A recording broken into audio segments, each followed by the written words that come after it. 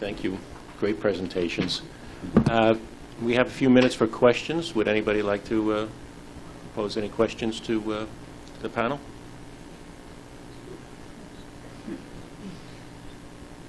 Not very curious. Yep. The phrase integrated rights management caught my eye. Okay. Up here under, can you expand? Sure.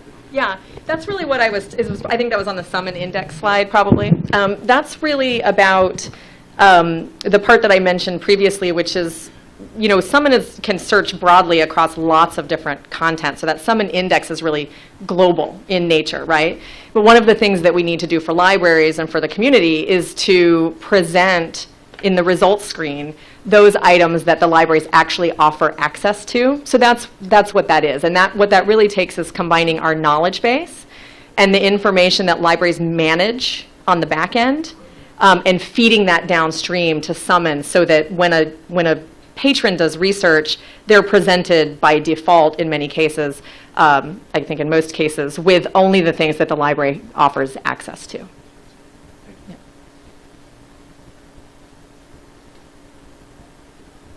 Yep. Christine, can you talk a little bit about your DOIs for images and figures and kind of why you made that decision and how you're using them? So a lot of the people who've talked about ebooks at this meeting have talked about kind of disaggregating them or blowing them apart into little bits that can be moved around the internet just on their own. And part of that is giving it a title or a name or some sort of a numbering system that stays with it forever.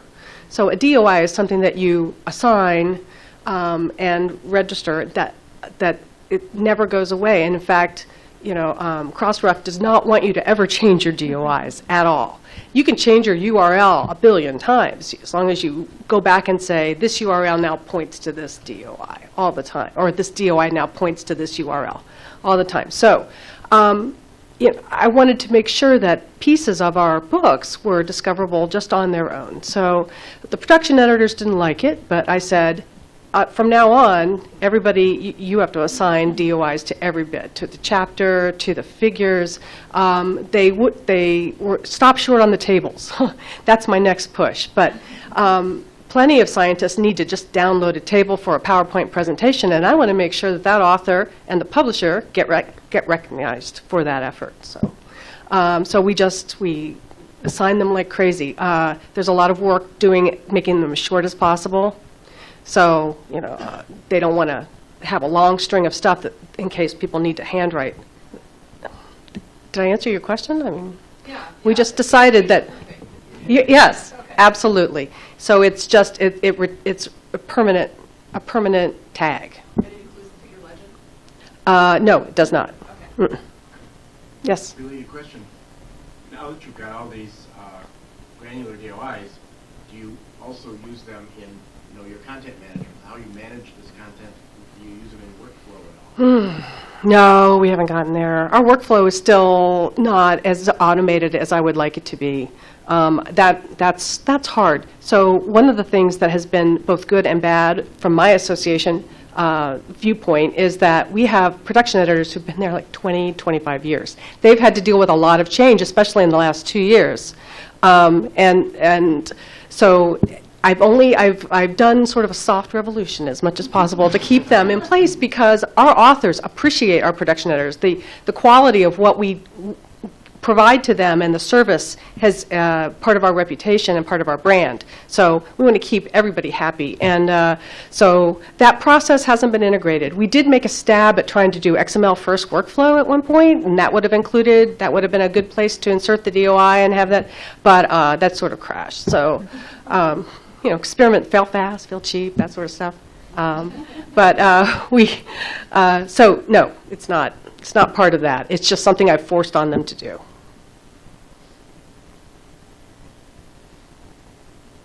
Any other questions? Yep.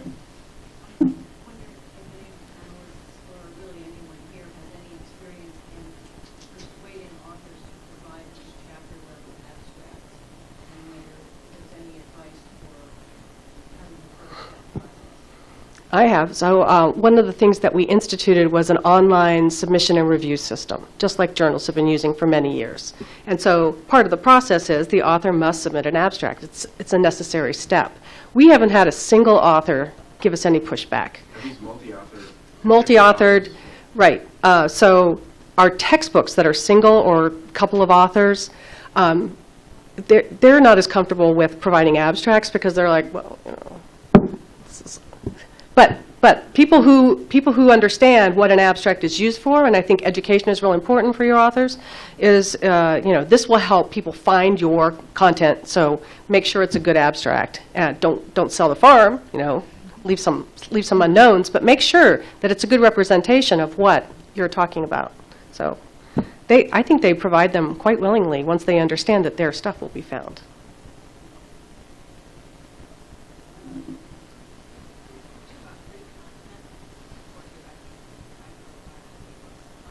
I can't hear you. I'm sorry. Sometimes you give away the first 2 pages of every chapter to anybody who wants to read it, right? So they can decide if it was of interest to them.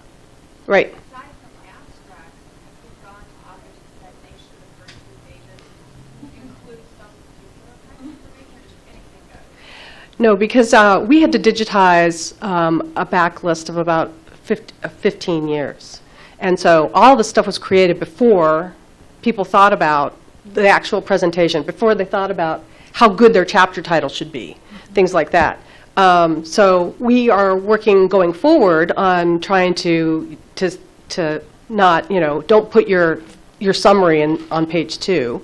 But I think the production editors are more aware of that, and they're working with the authors to make sure. But I think scientists, at least from microbiologists that I know, want to share.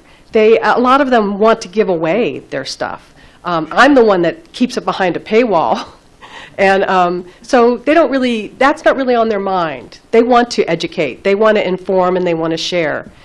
So I think I've tried to give up the fear of giving away stuff for free with the faith that it's going to lead to people saying, oh, as a whole, this is important, I need to buy this book.